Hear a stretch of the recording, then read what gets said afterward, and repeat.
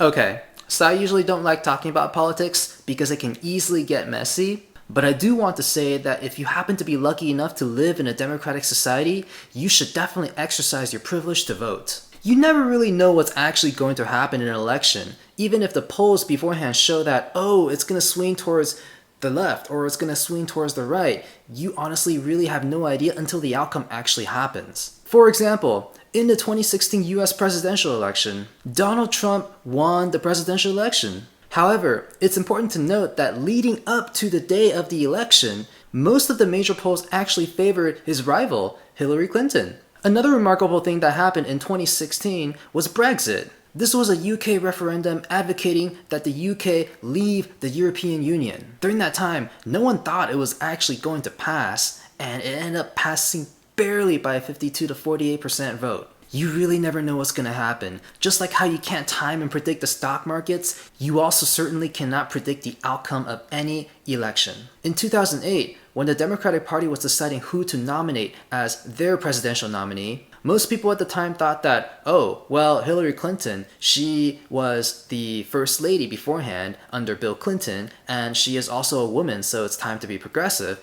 And so they thought that she had a pretty good chance of winning. But it turned out that she actually didn't win.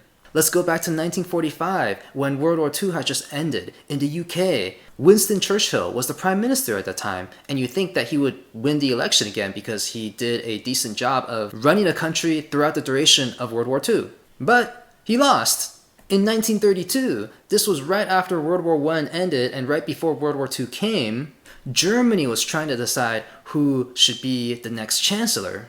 You had the incumbent, his name was Paul von Hindenburg, and you got this new guy who's a no-name, his name was Adolf Hitler.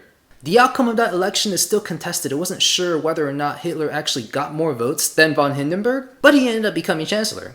Alright, that's all the history that I have for you today. But my point is, you really don't know what the future is going to look like until you get there. And one interesting thing about voting is that you have the choice and the option to influence what that future looks like.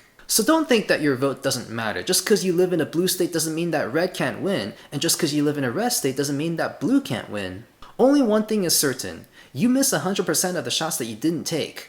So once again, if you happen to have the privilege of living in a democratic society, I beseech you, I urge you, use your vote. Exercise your authority. Otherwise, it's all on you.